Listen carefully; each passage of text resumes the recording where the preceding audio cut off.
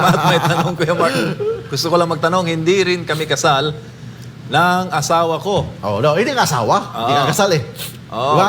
Sige, sige, tuloy-tuloy. Pero, hindi ko makita eh. Hindi binababa yung Kuya Mark. Pero nakabili, yan, binaba na. Pero nakabili kami ng jeep habang nagsasama. Ang nagbayad po ng paunang hulog ay ang asawa ko o yung lalaki siguro, Kuya Mark. At nagsabi ako na ako na lang ang magtutuloy sa buwan ng bayad. Nasa 1 year na rin akong nagbabayad. Paano ba namin hahatiin ang property kung sakaling maghiwalay kami?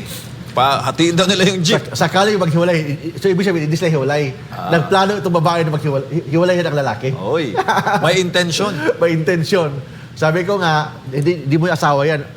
Kasi hindi naman kayo kasal. Ang asawa, pag may marriage contract. Pag walang marriage contract, hindi mo siya asawa. Ganun lang yan, kung walang marriage contract. Second, paano hatiin? Based on actual contribution. For example, ang nag-down payment sa sasakyan, si lalaki, 10%. Ikaw ang nag-monthly. So, therefore, yung sasakyan na yan, 10% si lalaki, 90% si babae. Ganun yan. Kasi based on actual contribution. Ano yung ambag mo sa pagbili ng jeepney na yan? Kung ang ambag mo, down payment lang na 10%, o 10% lang ang share mo doon. Kung ang ambag mo is 90%, 90% ng proceeds papunta sa'yo. Kasi ang co-owned property, wala namang conjugal property sa mag-live-in kung hindi based on co-ownership.